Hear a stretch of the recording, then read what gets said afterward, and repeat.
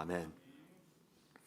오늘 우리는 여호수아 12장을 통해서 여호수아와 이스라엘 자손이 가나안 땅을 정복하도록 도와주신 하나님의 능력을 알게 되면서 험한 세상을 살아가는 우리들도 하나님의 능력을 받아서 이 같은 기쁨 누리기를 소원하는 귀한 믿음을 갖는 자리에 초대를 받았습니다.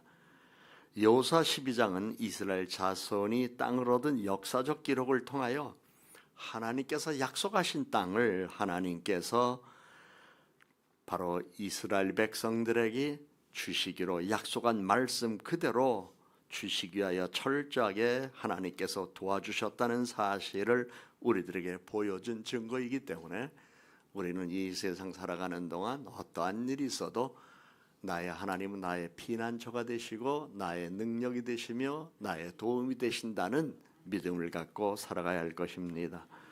12장 1절부터 6절까지는 모세와 이스라엘 자손이 정복한 후 르벤 사람과 갓 사람과 므낫세 반지파에게 나누어 줬던 기록입니다. 그리고 7절부터 24절까지는 여호수아와 이스라엘 자손이 넓은 땅을 차지했던 그 31 왕들을 이미 정복하여 이겼다는 사실과 함께 그들이 차지한 땅이 엄청나게 넓은 땅이었지만 결국 하나님께서는 여호수아와 이스라엘 자손들에게 정복하도록 은혜를 베풀어 주셨고 그들이 그 땅을 나누어 가졌다는 기록을 우리들에게 보여준 겁니다. 결국 이는 사람의 힘으로는 불가능해 보이는 일들이 도처에 많이 있지만 하나님께서 함께 하시면 반드시 해결할 수 있다는 사실을 증명한 겁니다. 성경은 시편 18편 39절에 주께서 나를 전쟁하게 하려고 능력으로 내게 띠띠우사 일어나 나를 치는 자들이 내게 굴복하게 하셨나이다. 이 말씀을 통하여 다윗이라는 한 인물도 그가 어려운 일을 많이 당하였지만 결국 그들과 맞서 싸울 수 있는 능력을 하나님께서 허락하시고 싸움에서 도와주셔서 대적을 물리치며 자기가 오늘이라는 이 삶을 살게 되었다는 것을 고백한 내용이기도 합니다. 그런가 하면 스가랴 6장 4절에 만군의 여호와께서 말씀하시되 이는 힘으로 되지 아니하며 능력으로 되지 아니하고 오직 나의 영으로 되느니라. 이 말씀을 통하여 하나님은 스룹바벨에게 용기를 주셔서 폐허된 삶의 자리에서 다시금 일으키는 역사를 그가 할 수 있다는 사실을, 그리고 그 일을 할 수 있도록 하나님의 영으로 그를 도와주실 것이라는 약속의 말씀을 주신 것이 기록되어 있기 때문에 성경은 결국 하나님의 도움을 필요로 하는 사람들에게 하나님이 도움을 주신다는 약속을 우리들에게 주면서 우리는 끝까지 믿음을 지키는 사람이 되라는 것을 성경은 우리에게 가르쳐주고 있습니다. 세상 사는 동안 어렵고 힘든 일이 있지만 우리는 그렇기 때문에 용기를 잃지는 않습니다. 머뭇거리고 주눅들 때는 있을 수는 있으나 다시 우리는 정신을 차리고 하나님의 영을 받아 새 사람으로서 용기를 가지고 살아가는 사람들입니다. 왜냐하면 하나님께서는 우리가 힘들고 어렵고 불안하고 두려울 때에 우리들에게 용기를 주시기 때문이며 어려운 일이 있을 때 하나님의 도움이 있을 것을 믿고 살라고 늘 권면하고 위로하고 계십니다. 하나님은 고통스러운 세월을 보내는 유다 족속을 긍휼히 여겨서 호세아 1장 7절에는 내가 유다 족속을 긍휼히 여겨 그들의 하나님을 여호와로 구원하겠고 활과 칼이나 전쟁이나 말과 마병으로 구원하지 아니하리라 말씀하시고 살아계신 하나님의 도움을 이미 스가랴에게도 그리고 호세아에게도 경험하게 하는 은혜가 있었습니다. 결국 우리는 이 세상을 우리가 가진 힘과 능력과 재력과 지식으로 살아가는 거 아닙니다. 물론 그런 것들은 보탬이 될 수는 있지만 궁극적으로는 하나님의 능력과 도움으로 이 세상을 이길 수 있다는 사실을 성경은 우리들에게 가르쳐주고 있습니다. 이미 여러분들도 말씀을 보았습니다만 여호수아 11장에는 이스라엘 자손들이 메론 물가에서 수많은 적들과 셀 수 없이 많은 적들과 마주하고 있을 때에 여호와께서 여호사에게 주신 말씀이 있었습니다. 그들로 두려워하지 말라. 내일 이맘때에 그들을 너희에게 넘겨줘 몰살시키겠다고 약속하시고 약속하신 말씀대로 전쟁에서 이기게 하셨습니다. 이러한 약속의 말씀의 실현은 하나님께서 이스라엘 자손들의 인생의 여정과 그들의 역사의 흔적 속에서 두루두루 가르쳐 주셨습니다. 사무엘상 17장 40절에서는 여호와의 구원이 칼과 창에 있지 아니함을 이 무리에게 알게 하리라. 전쟁은 여호와께 속한 것인즉 그가 너희를 우리 손에 넘기시리라 말씀하며 이스라엘 자손이 어려움을 겪을 때마다 도와주셨다는 기록도 우리들에게 보여줍니다. 앞서 행하시는 하나님, 그분이 바로 우리의 하나님이십니다. 살아보지 않은 세상 살아갈 때 세상의 지혜나 지식이나 권력이나 배경이나 재물을 의지하지 말고 그러한 것들은 우리가 살아가는 동안 그때그때 우리에게 편리함을 주고 그 순간순간에 안전을 보장해 주는 것은 사실이지만 영원한 안전을 보장해 주는 것은 아닙니다. 영원히 우리가 지니고 살 수 있는 것도 아닙니다.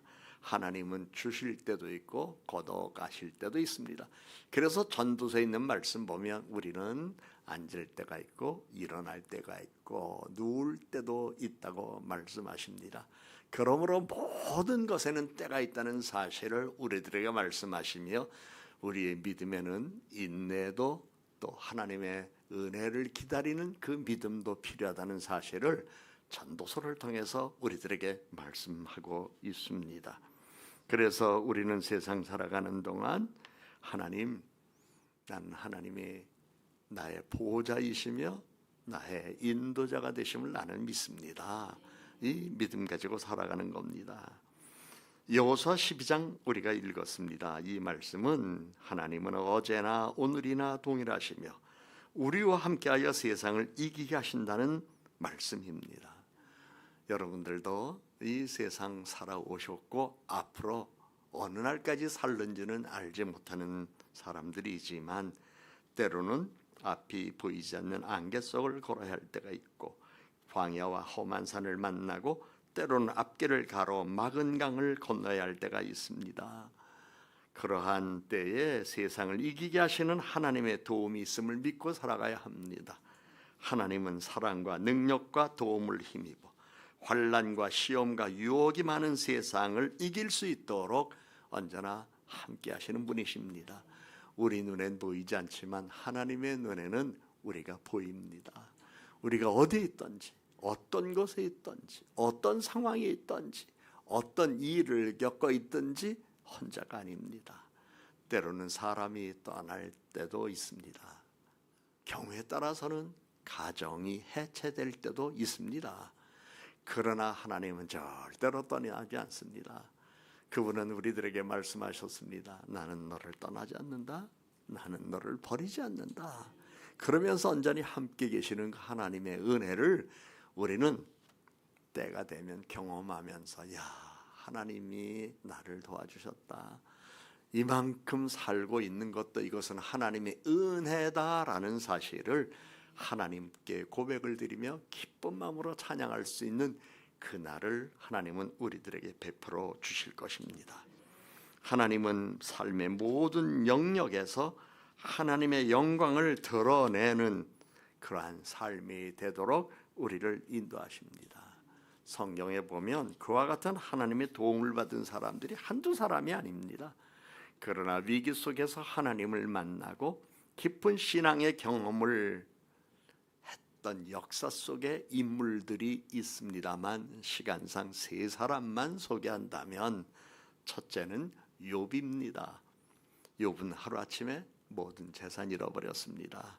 자녀를 잃어버렸습니다. 건강도 잃어버렸습니다. 가족이 해체됐습니다. 심지어 그의 아내마저도 당신이나 잘 믿으시오. 그러면서 그 말 한마디 남기고 떠나버렸습니다. 이런 상황에서 그런 온몸에 가려움증과 염증 상처로 인하여 기왓장을 주워서 자기 몸을 긁어야 했고, 개가 찾아와서 혀로 핥아주는 일들도 있었고, 물론 친구들 4명이 찾아왔습니다만 엘리바스, 빌닷, 솔리우, 엘리우 이 친구들이 멀리서 찾아와서 위로의 마음을 줬습니다만, 그들은 위로한다고 했지만 그 이야기를 살펴본 모두가 다 욥에게 비난이요 훈계였습니다. 그렇기 때문에 욥에게는 어떠한 도움도 되지 않았습니다. 여러분, 어려움 당한 사람이 있을 때에 내가 믿음 좋다고 내 믿음의 잣대로 남을 평가하지 마세요. 그리고 나는 위로한다고 하면서 상처 주는 일이 있을 수 있다는 것을 꼭 기억하고 힘든 사람 마음으로 영으로 기도해주고 따뜻한 손 붙잡아주고, 그리고 언제나 나는 당신 곁에 있다는 이 사실을 그가 인식할 수 있도록 함께 해주는 것이 중요한 것이지, 말 많은 게 위로가 되지 않는다는 것 우리는 깨달아야 할 것입니다. 욥은 비아냥거림도 많이 받았습니다. 자기의 신앙을 그 친구들의 이야기를 듣고 스스로 의심할 뻔했던 일들도 있었습니다. 그러나 그와 같은 오해와 비난 속에서도 그는 하나님을 원망하기보다는 내가 이 가죽을 벗은 후에 하나님을 나는 볼 수도 있다라고 하면서 생사를 넘는 믿음을 갖고 있다가 의려 고난에서 승리하는 기쁨을 보았습니다. 그래서 우리는 욥기 제일 마지막 장 욥의 모년에 이러면서 하나님이 욥에게 주신 축복을 보면 하나님이 이런 분이시구나. 그러므로 나는 세상 살아가는 동안 어떤 경우에는 내가 가지고 있는 모든 것 잃을 수 있으나 믿음만은 절대로 잃지 않겠다라는 다부진 고백 속에 하나님의 축복하심을 믿어야 될 것입니다. 또한 다윗이라고 하는 사람을 우리는 너무나 잘 알고 있습니다. 이 사람 젊은 시절 블레셋 거인 골리앗을 엎드렸습니다. 그리고 왕이 될 기회가 있었지만 사울 왕의 질투로 인하여 도망자가 되었습니다. 그는 광야에서 수많은 위험과 그리고 핍박에 직면했습니다. 왕이 된 이후에는 자기 아들이 자기를 죽이고 그 왕위를 차지하려고 하는 음모도 있었고, 그 무서운 음모 때문에 도망다니는 일도 있었습니다. 참 세상 살아가면서 한 인간의 삶을 생각해 본다면 자식이 아버지를 죽이려고 한다는 것, 이처럼 비극적인 일이 어디 있겠으며 고통스러운 부모의 마음이 어디 있겠습니까? 그러한 상황 속에서도 그는 하나님만 바라봤습니다. 그래서 우리가 때로 찬양을 드릴 주만 바라볼지라라는 찬양을 할 때에 이러한 것들을 배경으로 해서 우리가 주님을 바라보면 하나님이 힘 주시고 능력도 주십니다. 그런데 다윗이 성인은 아니었습니다. 우리 다 아는 대로 밧세바 사건이 있었잖아요. 욕종의 유혹을 이기지 못해서 한순간 죄를 졌습니다. 후에 선지자의 일침을 듣고 깨닫게 된 후 눈물을 흘리며 회개하고, 어찌 내가 한순간에 이런 잘못을 범했는지 모르겠습니다. 나는 이제부터는 깨끗한 마음으로 살겠습니다. 그리고 그는 그 이후에는 욕종의 유혹을 물리치고 하나님 앞에서 성결하고 거룩한 사람이 되기 위하여 노력했습니다만, 사람이 그 욕망을 이길 수 있는 것도 자기가 못 이깁니다. 어떤 분이 그래요. 아유, 이 술, 담배 끊어야 되는데 왜 이게 안 끊어지는지 모르겠다고. 그런데 끊어지는 날이 있습니다. 하나님 끊게 해주실 때가 있습니다. 마찬가지로 다윗은 유혹에 넘어가서 죄를 지었을 때도, 골리앗을 이겼을 때도 언제나 하나님 앞에 코람되고 하나님 앞에 서 있는 사람이었습니다. 여러분 인생의 자리에 어떤 일들이 있었는지 저는 잘 모르겠지만 우리의 중심은 하나님, 나 지금 하나님 앞에 있습니다. 이 믿음이면 충분합니다. 하나님이 무엇을 가져오라고 말씀하지 않아요. 하나님이 이러한 일을 하라고 말씀하지 않아요. 때로는 내가 능력이 없고 가진 것이 없어서 주님께 드릴 것 없고 빈손이라 할지라도 나는 미안하고 송구한 마음이 들 수 있으나 하나님이 언제 내가 내 손에 있는 것 달라고 그랬느냐? 나는 가진 것이 많다. 때가 되면 내가 너에게 맡겨서 내가 그 일을 할 수 있도록 나는 도와주겠다. 그러므로 내 앞에 나올 때는 담대하라. 주눅 들지 말아라. 기죽지 말아라. 그리고 너 스스로 초라하게 생각하지 말아라. 그래서 하나님은 항상 우리들에게 용기 주시고 위로해 주신 분이심을 기억하고 그 믿음으로 오늘도 하루의 삶을 시작해야 될 것입니다. 한 사람 더 소개한다면 사도 바울입니다. 사도 바울이 다메섹에서 예수님을 만난 이후의 삶이 어떠했을까요? 사도 바울이 다메섹에서 예수님 만나기 이전에는 부잣집 아들로서 많은 공부도 했고 주변에 있는 많은 사람들로부터 장래가 촉망되는 사람이라고 인정받았던 사람이었습니다. 예수 만나고 나서 복음을 전하는 자가 된 이후에 온갖 수모도 다 겪었습니다. 핍박을 당했습니다.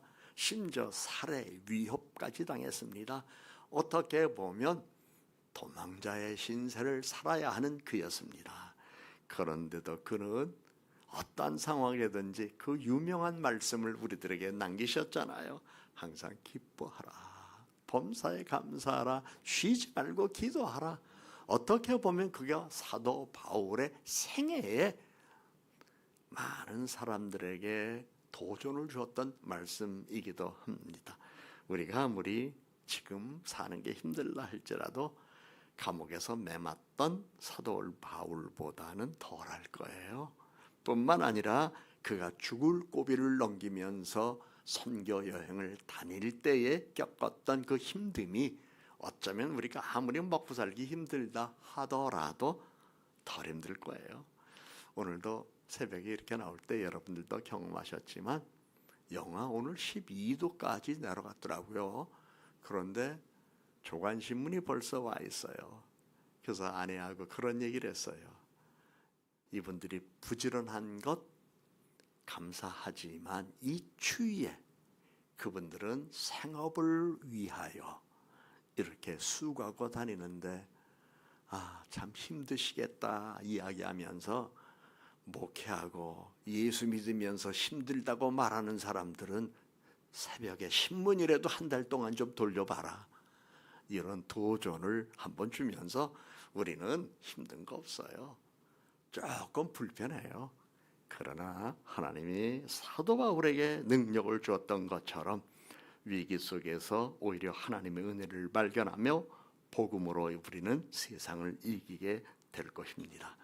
여러분들도 하나님의 신실하신 은혜를 경험하는 날마다의 삶이 될 것을 믿고 오늘도 멋지게 힘있게 하루를 출발하시기를 바랍니다. 우리 기도하기 전에 제가 찬양을 하나 준비했어요. 제가 부르는 게 아니라 여러분 한번 조용히 나의 안에 거하라 이 찬양을 들으면서 찬양 안에 여러분 자신을 한번 맡겨보시고 나서 우리 기도하는 시간을 갖도록 하겠습니다.